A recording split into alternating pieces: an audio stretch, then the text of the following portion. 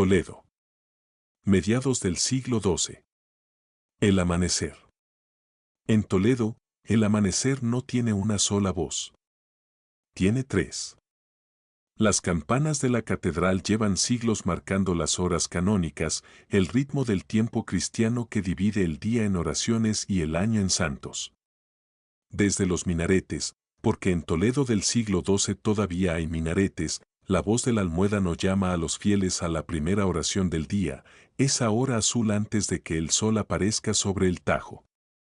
Y en algún lugar del barrio judío, que ocupa la parte suroeste del cerro desde antes de que hubiera una Toledo cristiana, una comunidad se despierta con sus propios ritmos, sus propias oraciones, su propio calendario que en ese momento no coincide con ninguno de los otros dos.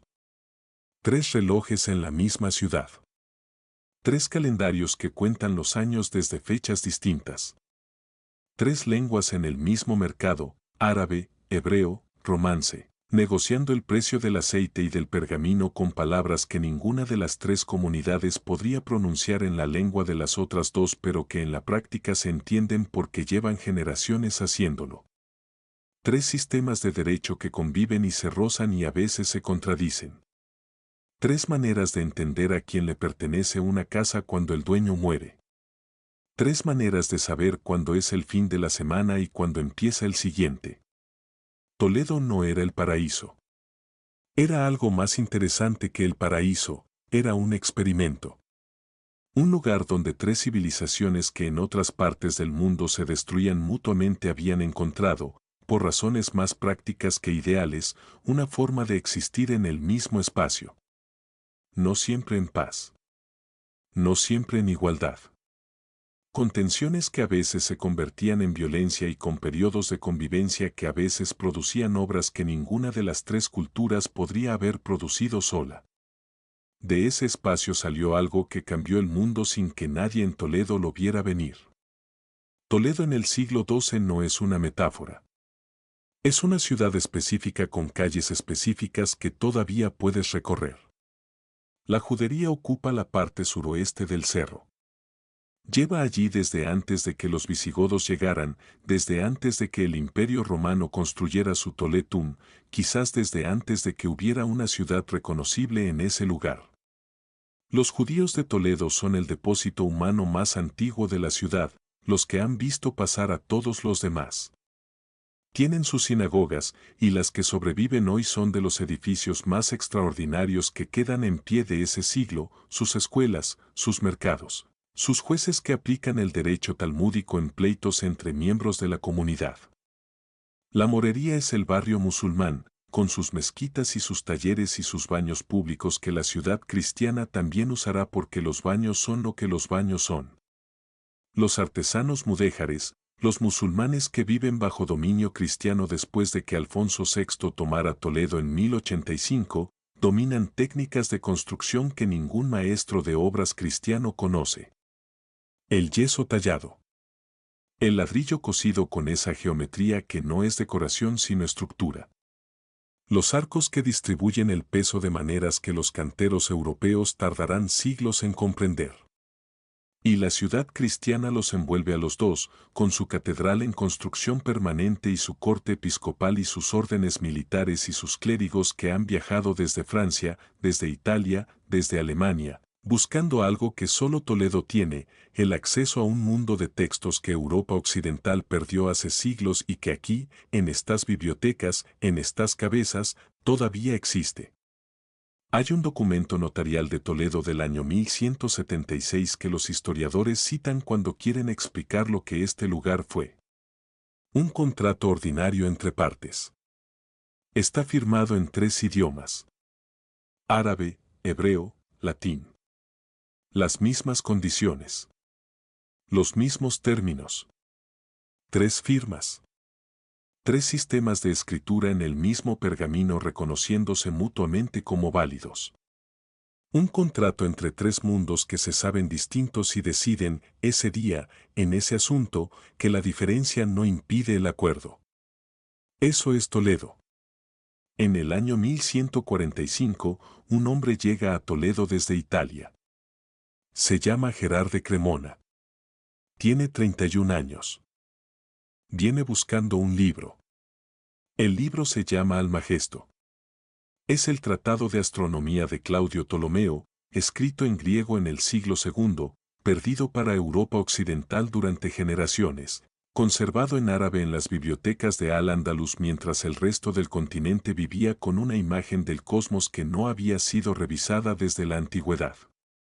Gerard llega a Toledo, encuentra el Almagesto y descubre que para leerlo tiene que aprender árabe. No hay versión latina. No hay nadie que lo haya traducido todavía.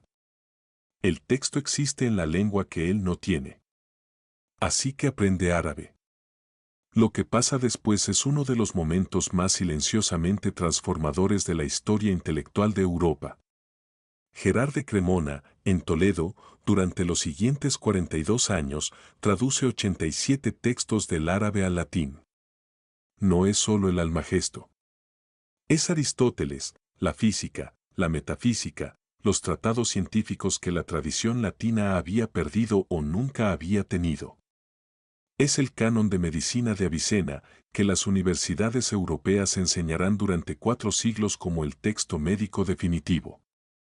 Es los elementos de Euclides, la geometría sin la cual no hay ingeniería, no hay arquitectura, no hay navegación de precisión. Es Al-Farabi, es Al-Kindi, es Galeno revisado y completado por siglos de medicina árabe que Europa ignoraba por completo. El método es fascinante porque revela exactamente lo que Toledo era. Gerard trabaja con un intermediario, un judío o un árabe que conoce las dos lenguas, que hace la primera versión en romance, la lengua que se habla en la calle. Gerard toma esa versión y la convierte en latín. 2 personas. 3 lenguas. Un texto que al final puede leer cualquier clérigo europeo. Gerard de Cremona muere en Toledo en 1187. Nunca regresó a Italia. 42 años en la misma ciudad.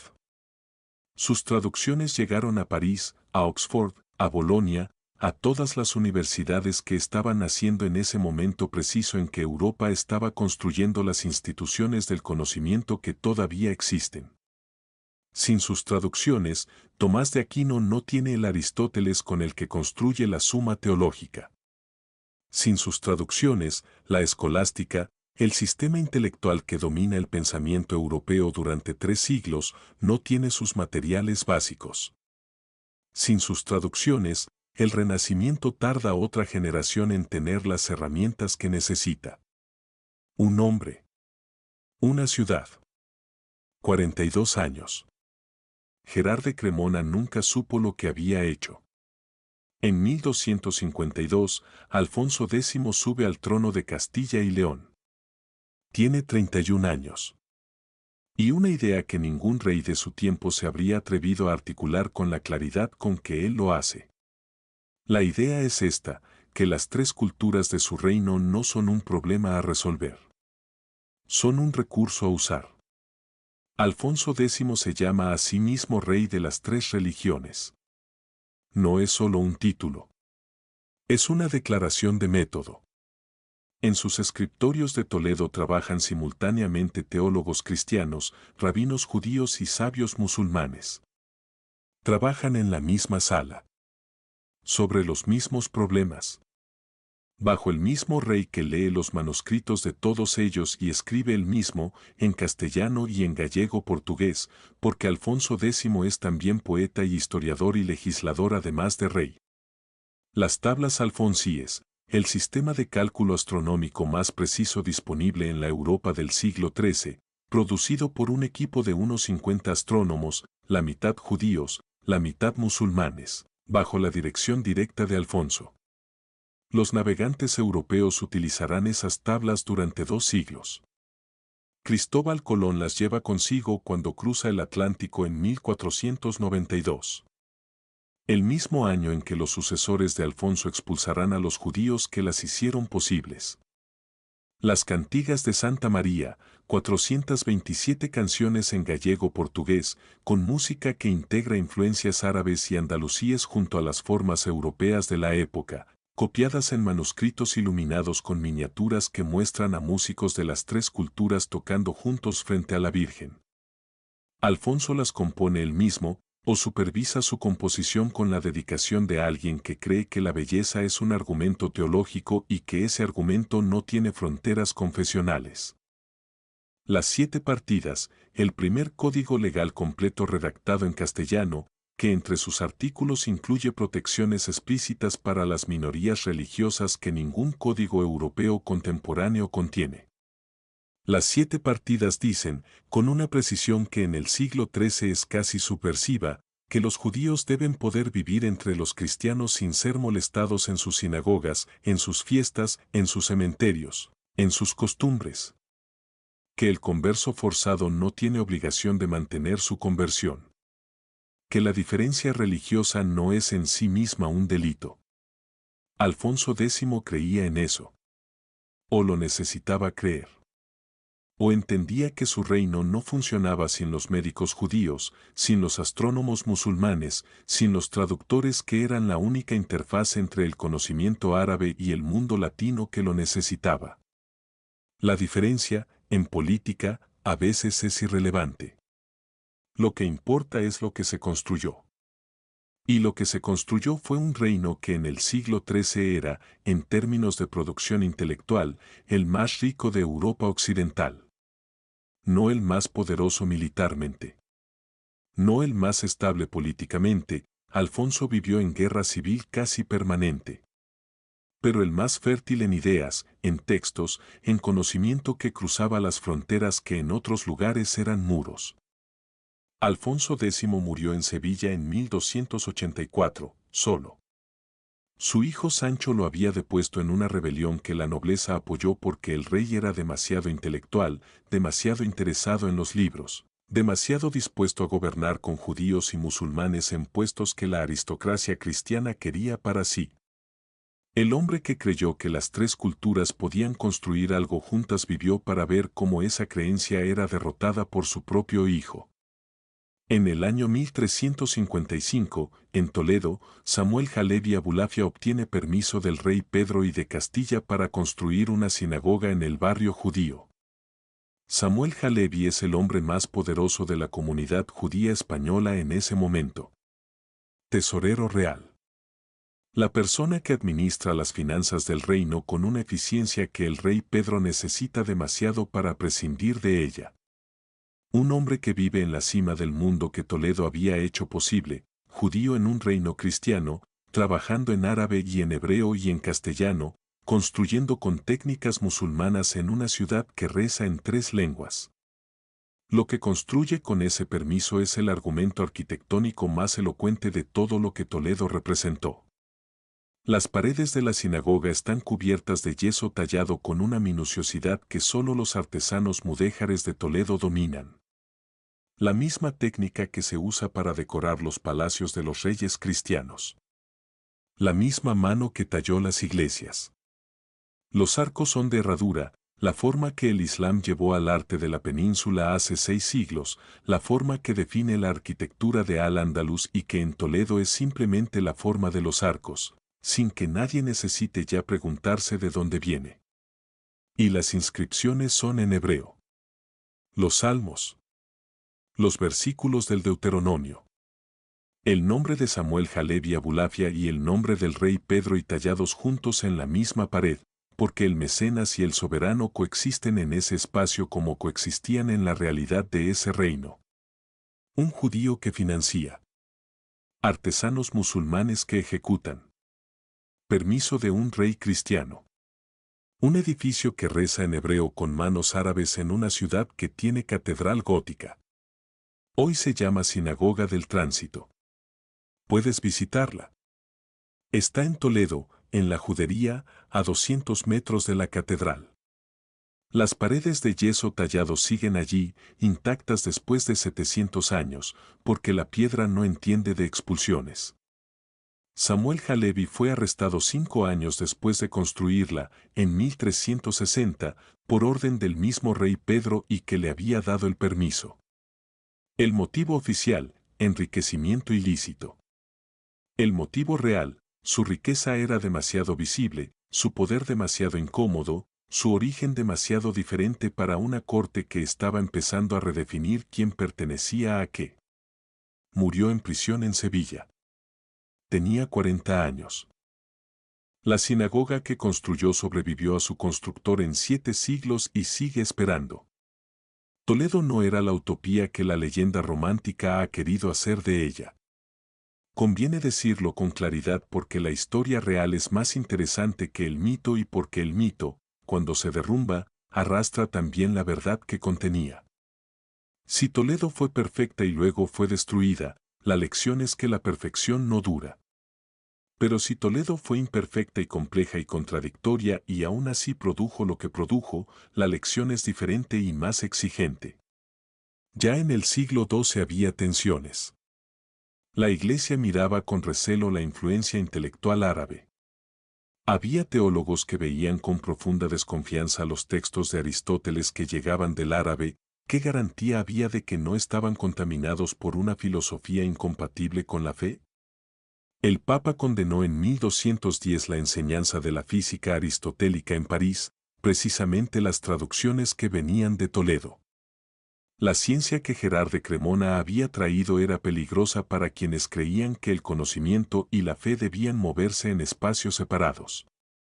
Había momentos en que las comunidades se cerraban sobre sí mismas.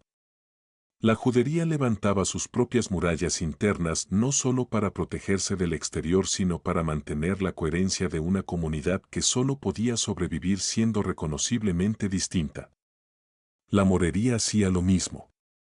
La diferencia era también protección. Y Alfonso X, el rey que más creyó en el experimento, fue también quien empezó a crear las condiciones para su destrucción sin quererlo. Sus 7 partidas, que protegían a judíos y musulmanes con una generosidad que su tiempo no podía sostener, también los clasificaban. Los definían como diferentes con un sistema legal que requería esa diferencia para poder gestionarla. Los colocaban en una posición en que la igualdad era una concesión del poder, no un derecho inherente. Una concesión que el siguiente rey podía retirar.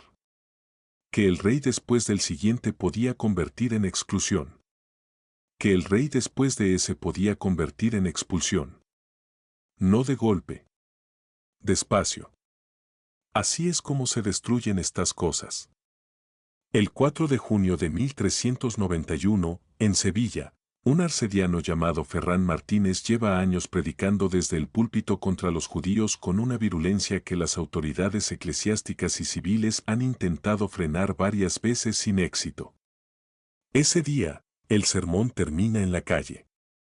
La judería de Sevilla arde. En semanas, el pogrom se extiende por toda Castilla. Toledo, Córdoba, Valencia, Barcelona, Mallorca. Decenas de comunidades que llevan siglos en esas ciudades, en algunos casos desde antes de que esas ciudades fueran lo que son, destruidas en un verano. Los muertos que las crónicas cuentan por miles. Y algo quizás más destructivo que la muerte, las conversiones masivas forzadas. Los que se convierten para sobrevivir se convierten en conversos. En sospechosos de por vida. En gente que lleva la cruz en el pecho y el hebreo en la memoria y que no será completamente de ninguno de los dos mundos durante generaciones. Porque los que los obligaron a convertirse tampoco los aceptarán del todo como iguales. Siempre habrá alguien que recuerde, o que invente, que el abuelo de este hombre rezaba de otra manera. La Inquisición que los reyes católicos establecerán en 1478 no nace de la nada. Nace de 1391. Da un problema que creó la conversión masiva forzada. ¿Cómo saber si el converso es sincero? ¿Cómo distinguir al cristiano verdadero del que lleva la máscara? La solución que la Inquisición ofrece, vigilar, interrogar, castigar la desviación, es la consecuencia lógica de haber creado una categoría de personas cuya sinceridad es por definición sospechosa. Toledo 1391 no es el fin. Pero es el momento en que el experimento empieza a romperse desde dentro. La ciudad que había firmado contratos en 3 idiomas lleva 100 años acumulando la grieta que terminará por partirla. Marzo de 1492. El decreto de la Alhambra. Los judíos de España tienen 4 meses para convertirse o abandonar el reino.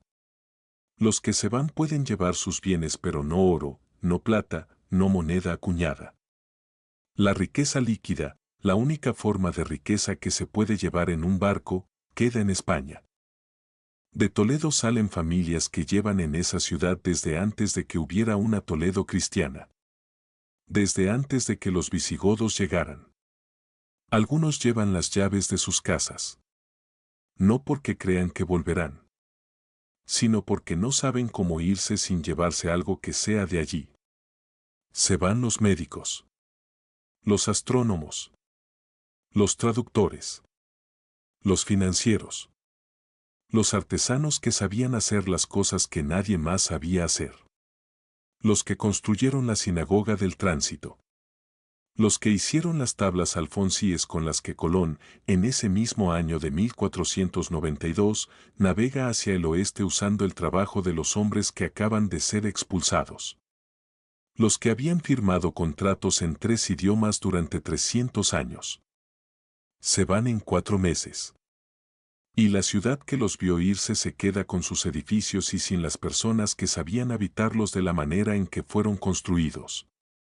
117 años después, en 1609, Felipe III expulsa a los moriscos. Los últimos artesanos mudéjares que todavía saben cómo tallar el yeso de la manera que ves en la sinagoga del tránsito. Los últimos depositarios de ese conocimiento específico, cómo mezclar la cal, cómo templar el yeso, cómo trazar los patrones geométricos que se repiten sin encontrar nunca el mismo punto 2 veces, también se van. Y con ello se va el saber que no está en ningún libro porque nunca fue necesario escribirlo porque siempre se transmitió de mano a mano, de maestro a aprendiz, en el mismo taller. 3 golpes. 118 años. Lo que Toledo había construido en 3 siglos, destruido en 1 y cuarto. Toledo hoy es patrimonio de la humanidad. 2 millones de turistas al año. Lo que ven cuando llegan es exactamente el argumento de este episodio hecho piedra. La catedral gótica, en construcción desde 1226, levantada sobre el solar de la antigua mezquita mayor que ocupaba el centro de la ciudad. La mezquita del Cristo de la Luz, construida en el año 999 con ladrillos y arcos y mosaicos del arte islámico en su forma más pura, convertida en iglesia alrededor de 1187. El mismo año en que Gerard de Cremona moría en esta ciudad, pero con su estructura original tan perfectamente conservada que hoy es uno de los edificios islámicos medievales mejor preservados de la península. La sinagoga de Santa María la Blanca, construida alrededor de 1180 por artífices judíos con arquitectos y artesanos musulmanes, con sus columnas y sus capiteles de decoración geométrica islámica y su planta que no se parece a ninguna sinagoga del mundo excepto a las otras sinagogas de Toledo. Convertida en iglesia en el siglo XV, luego en almacén, luego restaurada, hoy disponible para que la visites y te preguntes cómo es posible que un edificio contenga en sus piedras tanta historia sin colapsar bajo el peso. Y la sinagoga del tránsito, con su yeso tallado que lleva 700 años intacto y sus inscripciones en hebreo que nadie en Toledo leía cuando se levantaron las paredes que las contienen. 4 edificios en 200 metros. 4 siglos de historia. 4 maneras diferentes de que 3 culturas dejaran en la misma piedra la evidencia de que estuvieron aquí y que lo que construyeron juntas no podría haber construido ninguna de ellas sola. Los artífices de todo eso se fueron en 1492 y en 1609. Lo que dejaron es lo que sobrevivió a su expulsión. El edificio aguanta. El conocimiento que lo construyó, las personas que lo habitaron, la comunidad que le daba sentido, eso se fue y no volvió. Hay una pregunta que Toledo hace a quien la visita y que la mayoría de los visitantes no escucha porque están mirando el techo. La pregunta es esta: ¿cómo se destruye en 3 generaciones lo que se construyó en 3 siglos? Y la respuesta, que Toledo conoce mejor que ninguna otra ciudad de Europa, es que no se destruye de golpe. Se destruye despacio. Un decreto aquí. Un pogrom allí. Una expulsión. Otra expulsión. Cada vez con una excusa diferente. Cada vez con la misma lógica, que la pureza es más valiosa que la complejidad. Que la uniformidad es más segura que la mezcla. Que lo que no entendemos es más peligroso que lo que perdemos cuando lo eliminamos. Gerard de Cremona llegó a Toledo buscando un libro y se quedó 42 años porque lo que encontró era más grande que cualquier libro. Alfonso X construyó con 3 culturas una obra, las tablas alfonsíes, las cantigas, las 7 partidas, que ninguna de las 3 podría haber construido sola. Y murió solo en Sevilla porque su propio hijo prefirió una corte más pura a una corte más sabia. Samuel Halevi talló en yeso con manos árabes una oración en hebreo para rezar al mismo Dios que la catedral del otro lado de la calle. Y murió en prisión a los 40 años porque su riqueza era demasiado visible y su origen demasiado diferente. Todos ellos sabían, de maneras distintas, lo que Toledo sabía, que lo más difícil no es construir. Es mantener la voluntad de seguir construyendo cuando tienes el poder de destruir. España tuvo esa voluntad durante 3 siglos. En 1492 decidió que ya no la necesitaba. Y en 1609 terminó el trabajo. La Sinagoga del Tránsito lleva 700 años en Toledo. Sus paredes de yeso siguen contando, en hebreo y en geometría árabe, algo que no necesita traducción. Que 3 mundos estuvieron aquí. Que construyeron juntos algo que solos no habrían sabido hacer.